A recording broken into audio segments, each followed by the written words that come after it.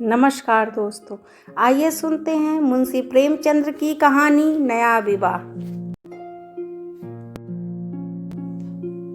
हमारी देह पुरानी है, लेकिन इसमें सदैव नया रक्त दौड़ता रहता है। नए रक्त के प्रवाह पर ही हमारे जीवन का आधार है।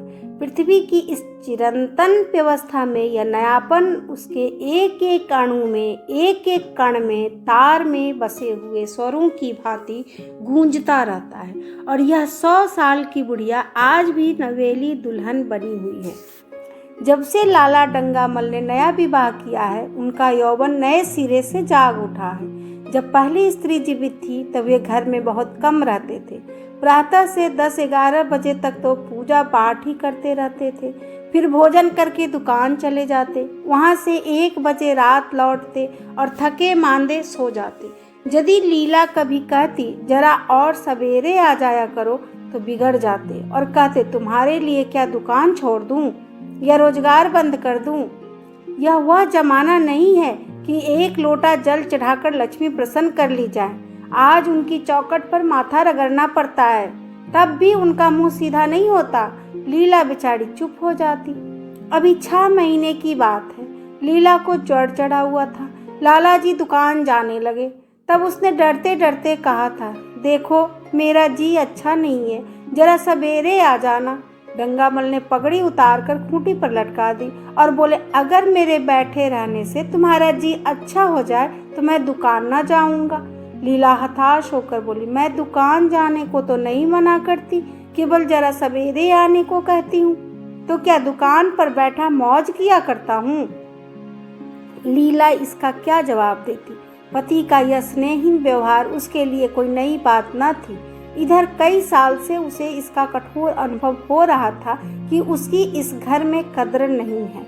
वह अक्सर इस समस्या पर विचार भी किया करती, पर वह अपना कोई अपराध ना पाती। वह पति की सेवा अब पहले से कहीं ज्यादा करती, उनके कार्यभार को हल्का करने की बराबर चेष्टा करती रहती, बराबर प्रसन्नचित्त रहती, कभी उनकी इच्छा के विरुद्ध कोई काम नहीं करती। अगर उसकी जवानी ढल चुकी थी तो इसमें उसका क्या अपराध था? उसकी जवानी सदैव स्थिर रहती है। अगर अब उसका स्वास्थ्य उतना अच्छा न था तो उसमें उसका क्या दोष? उसे बेकसूर क्यों दंड दिया जाता है? उचित तो यह था कि 25 साल का साहचर्य अब एक गहरी मानसिक और आत्मिक अनुरूपता का रूप धारण कर लेता, जो दोष को भी गुण बना देता है, जो पके फल की तरह ज़्यादा रसीला, ज़्यादा मीठा, ज़्यादा सुंदर हो जाता है। लेकिन लाला जी का वाणिक हृदय हर एक पदार्थ को वाणिज्य की तराजू से तौलता था। बूढ़ी गाय जब दूध न दे सकती है, न बच्चे, तब उसके लिए गौशाला ही सबसे अच्छी जगह है। उनके विचार में लीला के लिए इतना ही काफ़ी था कि घर की मालकिन बनी रहे, आराम से खाए और पड़ी रहे। उसे अख्तियार है, चाहे जितने जेवर बनवाए, चाहे जितना स्नान और पूजा करे, केवल उनसे दूर रहे। मानव प्रकृति की जटिलता का एक रहस्य यह था कि डंगामल जिस आनंद से लीला को वंचित रखना चाहते थे, जिसकी उसके लिए कोई ज़रूरत ही न समझते थे, खुद उसी के लिए सदैव प्रयत्न करते रहते थे। लीला 40 वर्ष की होकर बूढ़ी समझ ली गई थी, किंतु वे 43 के होकर अभी जवान ही थे, जवानी के उन्माद और उल्लास से भरे हुए। लीला से अब उन्हें एक तरह की अरुचि होती थी, और अब दुखिया जब अपनी त्रुटियों का अनुभव करके प्रकृति के निर्दय आघातों से बचने के लिए रंग और रोगन की आड़ लेती, तब लाला जी उसके बूढ़े नखरों से और भी घृणा करने लगते। वे कहती, बाहरी तृष्णा, 7 लड़कों की तो माँ हो गई, बाल खिचड़ी हो गए, चेहरा धुले हुए फलानैन की तरह सिकुड़ गया, मगर आपको अभी भी महावर, सिंदूर, मेहंदी और उपटन की हवस बाकी ही है। औरतों का स्वभाव भी कितना विचित्र है, न जाने क्यों बनाव श्रृंगार पर इतना जान देती है। पूछो ना, अब तुम्हें और क्या चाहिए? क्यों नहीं मन को समझा लेती कि जवानी विदा हो गई और इन उपादानों से वह वापस नहीं बुलाई जा सकती? लेकिन वे खुद जवानी का स्वप्न देखते जाते थे। उनकी जवानी की तृष्णा अभी शांत न हुई थी। जाड़ों में रसों और पार्कों का सेवन करते रहते थे। हफ्ते में 2 बार खिजाव लगाते और एक डॉक्टर से मंकी ग्लैंड के विषय में पत्र व्यवहार कर रहे थे। लीला ने उन्हें असमंजस में देखकर कातर स्वर में पूछा, कुछ बतला सकते हो, कै बजे आओगे? लाला जी ने शांत भाव से पूछा, तुम्हारी जी आज कैसा है? लीला क्या जवाब दे? अगर कहती है कि बहुत खराब है तो शायद वे महाशय वहीं बैठ जाए और उसे जली कटी सुनाकर अपने दिल का बुखार निकाले। अगर कहती है कि अच्छी हूँ तो शायद निश्चिंत होकर 2 बजे तक कहीं खबर ले। इस दुविधा में डरते डरते बोली, अब तो हल्की थी, लेकिन अब कुछ भारी हो रही है। तुम जाओ, दुकान पर लोग तुम्हारी राह देखते होंगे। हाँ, ईश्वर के लिए 1-2 न बजा देना। लड़के सो जाते हैं, मुझे जरा भी अच्छा नहीं लगता, जी घबराता है। सेठ जी ने अपने स्वर में स्नेह की चाशनी देकर कहा, 12 बजे तक जरूर आ जाऊंगा। लीला का मुख धूमिल हो गया। उसने कहा, 10 बजे तक नहीं आ सकते? 11:30 बजे से पहले किसी तरह नहीं, 10:30। अच्छा, 11 बजे। लाला वादा करके चले गए, लेकिन 10 बजे रात को एक मित्र ने मुजरा सुनने के लिए बुला भेजा। इस निमंत्रण को कैसे इनकार कर देते? जब एक आदमी आपको खातिर से बुलाता है तब यह कहाँ की भलमनसाहत है कि आप उनका निमंत्रण अस्वीकार कर दें। लाला जी मुजरा सुनने चले गए। 2 बजे लौटे। चुपके से आकर नौकर को जगाया और अपने कमरे में आकर लेट रहे। लीला उनकी राह देखती, प्रतिक्षण विकल वेदना का अनुभव करती हुई न जाने कब सो गई थी। अंत को इस बीमारी ने अभाग्नि लीला की जान ही लेकर छोड़ा। लाला जी को उसके मरने का बड़ा दुख हुआ। मित्रों ने संवेदना के तार भेजे। एक दैनिक पत्र ने शोक प्रकट करते हुए लीला के मानसिक और धार्मिक सद्गुणों को खूब बढ़ाकर वर्णन किया। लाला जी ने इन सभी मित्रों को हार्दिक धन्यवाद दिया और लीला के नाम से बालिका विद्यालय में 5 वजीफे प्रदान किए तथा मृतक भोज तो जितने समारोह से किया गया वह नगर के इतिहास में बहुत दिनों तक याद रहेगा। लेकिन 1 महीना भी न गुजरने पाया था कि लाला जी के मित्रों ने चारा डालना शुरू कर दिया और उसका यह असर हुआ कि 6 महीने की विधुरता के तप के बाद उन्होंने दूसरा विवाह कर लिया। आखिर बेचारे क्या करते? जीवन में एक सहचरी की आवश्यकता तो थी ही और इस उम्र में तो एक तरह से यह अनिवार्य हो गई थी। जब से नई पत्नी आई, लाला जी के जीवन में आश्चर्यजनक परिवर्तन हो गया। दुकान से अब उतना प्रेम नहीं था। लगातार हफ्तों न जाने में भी उनके कारोबार में कोई तर्ज हर्ज नहीं होता था। जीवन के उपभोग की जो शक्ति दिन दिन छीन होती जाती थी, अब वह छींटे पाकर सजीव हो गई थी। सूखा पेड़ हरा हो गया था, उसमें नई नई कोपलें फूटने लगी थी। मोटर नई आ गई थी, कमरे नए फर्नीचर से सजा दिए गए थे, नौकरों की भी संख्या बढ़ा दी गई थी। रेडियो आ पहुंचा था और प्रतिदिन नए नए उपहार आते रहते थे। लाला जी की बूढ़ी जवानी जवानों की जवानी से भी प्रखर हो गई थी। उसी तरह जैसे बिजली का प्रकाश चंद्रमा के प्रकाश से ज्यादा स्वच्छ और मनोरंजक होता है। लाला जी को उनके मित्र इस रूपांतर पर बधाइयां देते, जब वे गर्व से के साथ कहते, भाई हम तो हमेशा जवान रहे और हमेशा जवान रहेंगे। बुढ़ापा यहाँ आए तो उसके मुंह में कालिक लगाकर गधों पर उल्टा सवार करके शहर से निकाल दे। जवानी और बुढ़ापे को न जाने क्यों लोग अवस्था से संबंध कर देते हैं। जवानी का उम्र से उतना ही संबंध है जितना धर्म का आचार से, रुपये का ईमानदारी से, रूप का श्रृंगार से। आजकल के जवानों को आप जवान कहते हैं, उनकी 1000 जवानियों को अपने 1 घंटे से भी न बदलूंगा। मालूम होता है इनकी जिंदगी में कोई उत्साह ही नहीं, कोई शौक नहीं। जीवन क्या है? गले में पड़ा हुआ एक ढोल है। यही शब्द घटा बढ़ाकर वे आशा के हृदय पटल पर अंकित करते रहे थे। उससे बराबर सिनेमा, थिएटर और दरिया की सैर के लिए आग्रह करते रहते, लेकिन आशा को ना जाने क्यों इन बातों में जरा भी रुचि न थी। वह जाती तो थी, मगर बहुत टाल टूट करने के बाद। एक दिन लाला जी ने आकर कहा, चलो आज बजरे पर दरिया की सैर करें। वर्षा के दिन थे, दरिया चढ़ा हुआ था, मेघमालाएं अंतर्राष्ट्रीय सेनाओं की भांति रंग बिरंगी वर्दियां पहने आकाश में कवायद कर रही थी। सड़क पर लोग मलार और बारहमासा गाते चलते थे। बागों में झूले पड़ गए थे। आशा ने बेदिली से कहा, मेरा जी तो नहीं चाहता। लाला जी ने मृदु प्रेरणा के साथ कहा, तुम्हारा मन कैसा है जो आमोद प्रमोद की ओर आकर्षित नहीं होता? चलो जरा दरिया की सैर देखो। सच कहता हूँ, बजरे पर बड़ी बहार रहेगी। आप जाएं, मुझे और कई काम करने हैं। काम करने को आदमी है, तुम क्यों काम करोगी? महाराज, अच्छे सालन नहीं पकाता। आप खाने बैठेंगे तो यूं ही उठ जाएंगे। आशा अपने अवकाश का बड़ा भाग लाला जी के लिए तरह तरह का भोजन पकाने में ही लगाती थी।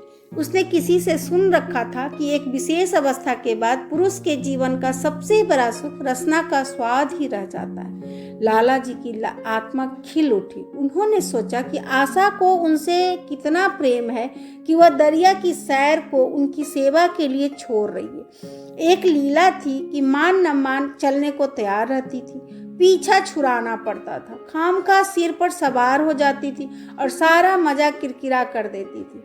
स्नेह भरे उलाहने से बोले, तुम्हारा मन भी विचित्र है। अगर एक दिन सालन फीका ही रहा, ऐसा क्या तूफान आ जाएगा? तुम तो मुझे बिल्कुल निकम्मा बनाए देती हो। अगर तुम न चलोगी तो मैं भी न जाऊंगा। आशा ने जैसे गले से फंदा छुड़ाते हुए कहा, आप भी तो मुझे इधर उधर घुमा घुमा कर मेरा मिजाज बिगाड़ देते हैं। यह आदत पड़ जाएगी तो घर का धंधा कौन करेगा? मुझे घर के धंधों की रत्ती भर भी परवाह नहीं, बाल की नोक बराबर भी नहीं। मैं चाहता हूँ कि तुम्हारा मिजाज बिगड़े और तुम गृहस्थी की चक्की से दूर रहो। और तुम मुझे बार बार आप क्यों कहती हो?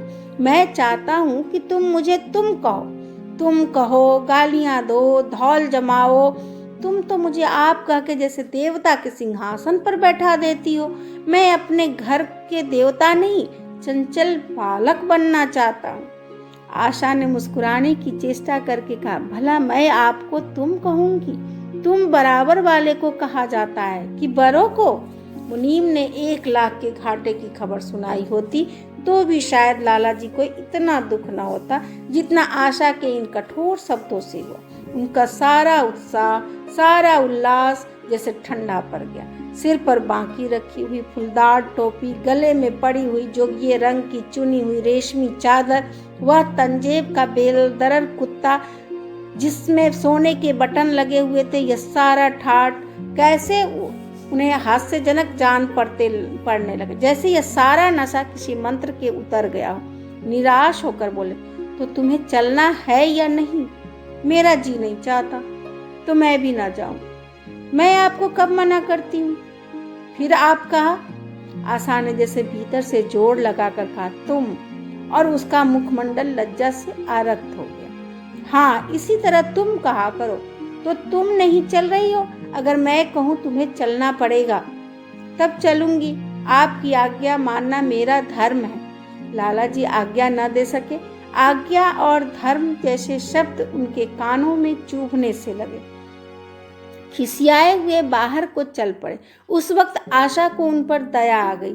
बोली, तो कब तक लौटेंगे? मैं नहीं जा रहा हूँ। अच्छा, तो मैं भी चलती हूँ। जैसे कोई जिद्दी लड़का रोने के बाद अपनी इच्छित वस्तु पाकर उसे पैरों से ठुकरा देता है, उसी तरह लाला जी ने मुंह बनाकर कहा, तुम्हारा जी नहीं करता तो ना चलो। मैं आग्रह नहीं करता। आप नहीं, तुम बुरा मान जाओगे। आशा गई, लेकिन उमंग से नहीं।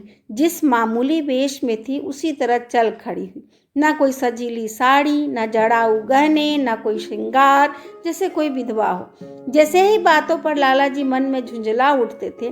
ब्याह किया था जीवन का आनंद उठाने के लिए, झिलमिलाते हुए दीपक में तेल डालकर उसे और चटक करने के लिए। अगर दीपक का प्रकाश तेज न हुआ तो तेल डालने से क्या लाभ? ना जाने इसका मन क्यों इतना शुष्क और नीरस है, जैसे कोई ऊसर का पेड़ हो। कितना ही पानी डालो उसमें हरी पत्तियों के दर्शन न होंगे। जराऊ गहनों से भरी पेटड़ियां खुली हुई है। कहाँ कहाँ से मंगवाए, दिल्ली से, कलकत्ते से। कैसी कैसी बहुमूल्य साड़ियाँ रखी हुई है, एक नहीं सैकड़ों, पर केवल संदूक में कीड़े का भोजन बनने के लिए। दरिद्र घर की लड़कियों में यही ऐब होता है। उनकी दृष्टि सदैव संकीर्ण रही है, न खा सके, न पहन सके, न दे सके। उन्हें तो खजाना भी मिल जाए तो यही सोचती रहेगी कि खर्च कैसे करे। दरिया की सैर तो हुई, पर विशेष आनंद न आया। कई महीने तक आशा की मनोवृत्तियों को जगाने का असफल प्रयत्न करके लाला जी ने समझ लिया कि इसकी पैदाइश ही मुहर्रमी है, लेकिन फिर भी निराश न हुए। ऐसे व्यापार में एक बड़ी रकम लगाने के बाद वे उसमें अधिक से अधिक लाभ उठाने की क्षणिक प्रवृत्ति को कैसे त्याग देते। विनोद की नई नई योजनाएं पैदा की जाती। ग्रामोफोन अगर बिगड़ जाता है, गाता नहीं या साफ आवाज नहीं निकलती तो उसकी मरम्मत करानी पड़ेगी। उसे उठाकर रख देना तो मूर्खता है। इधर बूढ़ा महाराज एकाएक बीमार होकर घर चला गया था और उसकी जगह उसका 17-18 साल का जवान लड़का आ गया था। कुछ अजीब गवार था, बिल्कुल झंगड़ उजड़ू, कोई बात ही न समझता था। जितने फुलके बनाता उतनी तरह के। हाँ, एक बात समान होती, सब बीच में मोटे होते, किनारे पतले। दाल कभी तो इतनी पतली जैसे चाय, कभी इतनी गाढ़ी जैसे दही। नमक कभी इतना कम कि बिल्कुल फीकी, कभी इतना तेज कि नींबू का शौकीन। आशा मुंह हाथ धोकर चौके में पहुंच जाती और इस डपोर शंख का भोजन पकाना सिखाती। एक दिन उसने कहा, तुम कितने नालायक आदमी हो जुगल, आखिर इतनी उम्र तक तुम घास खोदते रहे या भाड़ झोंकते रहे कि फुलके तक नहीं बना सकते। जुगल आंखों में आंसू भरकर कहता, बहू जी, अभी मेरा उम्र ही क्या है, 17वां ही तो पूरा हुआ है। आशा तो उसकी बात पर हंसी आ गई। उसने कहा, तो रोटियां पकाना क्या 10-5 साल में आता है? आप 1 महीना सिखा दे बहू जी, फिर देखिए मैं आपको कैसे फुलके खिलाता हूँ कि जी खुश हो जाए। जिस दिन मुझे फुलके बनाने आ जाएंगे मैं आपसे कोई इनाम लूंगा। सालन तो अब मैं कुछ कुछ बनाने लगा हूँ। क्यों? आशा ने हौसला बढ़ाने वाली मुस्कुराहट के साथ कहा, सालन नहीं, वो बनाना आता है। अभी कल ही नमक इतना तेज था कि खाया न गया, मसाले में कंचाधा आ रहा थी। मैं जब सालन बना रहा था तब आप यहाँ कब थी? अच्छा, तो मैं अब यहाँ बैठी रहूं तब तुम्हारा सालन बढ़िया पकेगा। आप बैठी रहती हैं तब मेरी अकल ठिकाने रहती है। आशा को जुगल की इन भोली बातों पर खूब हंसी आ रही थी। हंसी को रोकना चाहती थी, पर वह इस तरह निकल पड़ती थी जैसे भरी बोतल उड़ेल दी गई हो।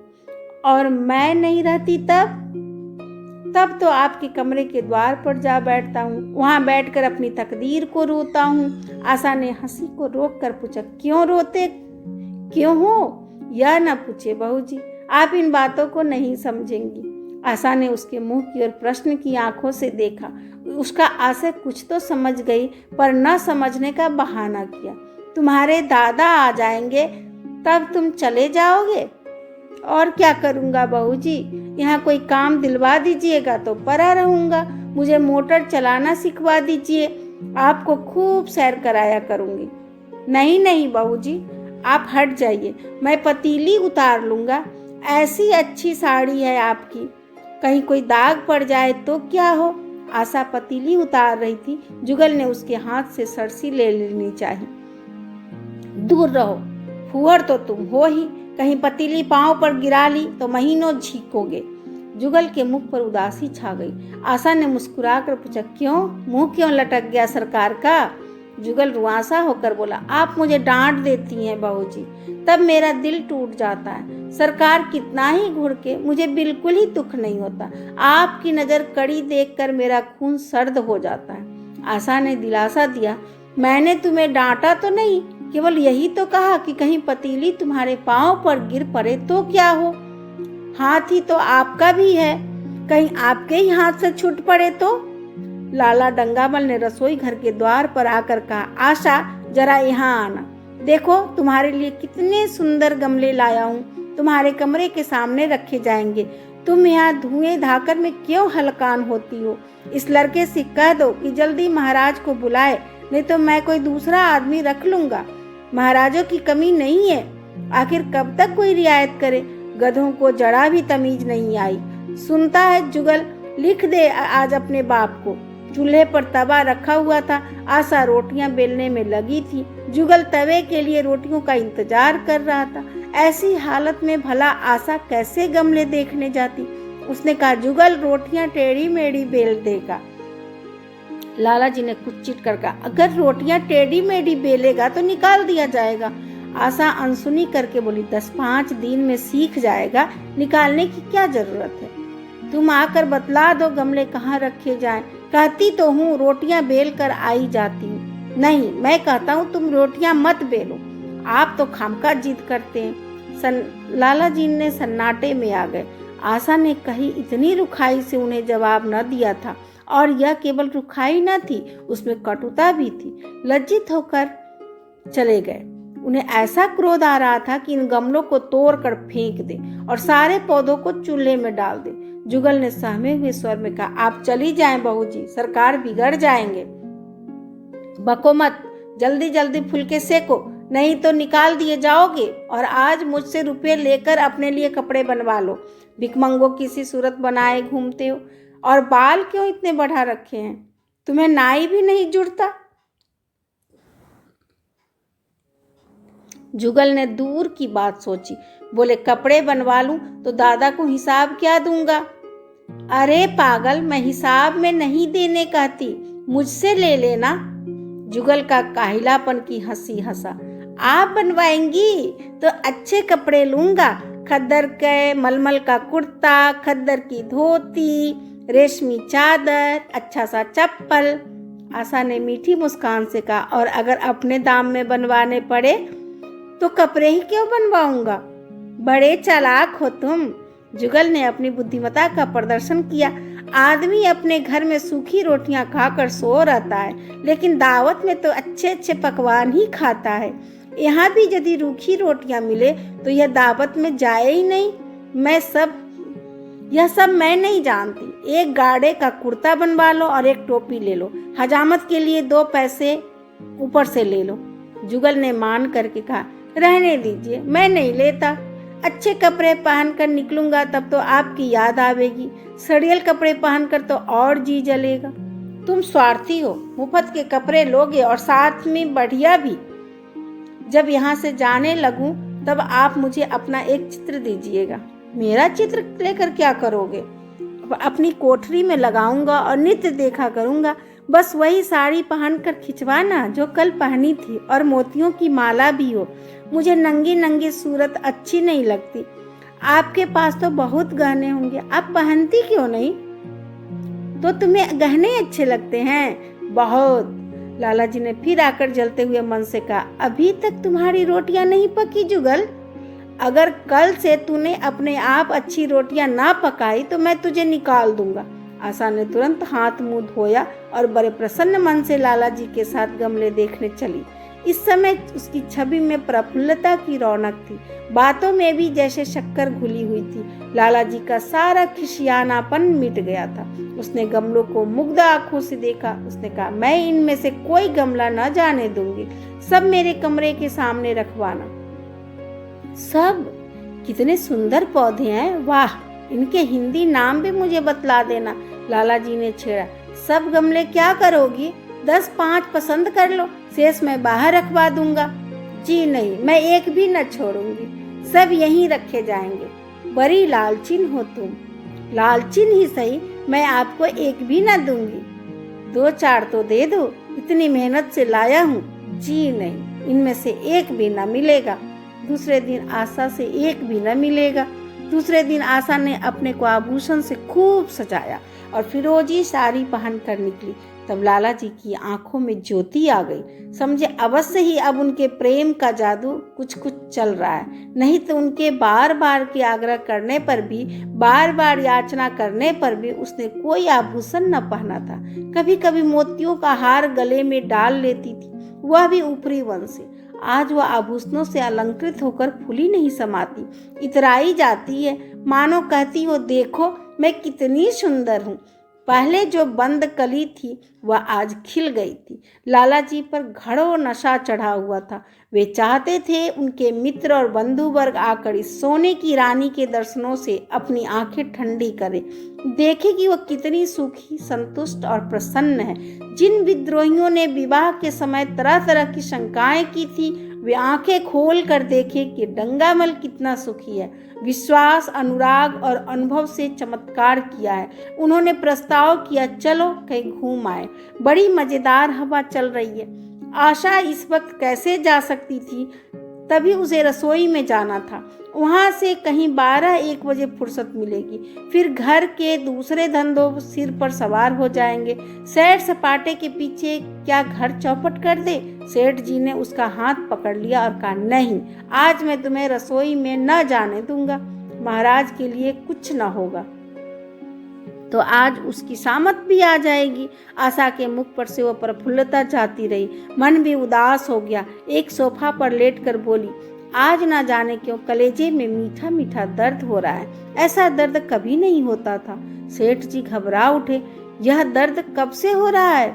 हो तो रहा है रात से ही, लेकिन अभी कुछ कम हो गया था, फिर अब होने लगा, रह रह कर जैसे चुभन हो जाती है।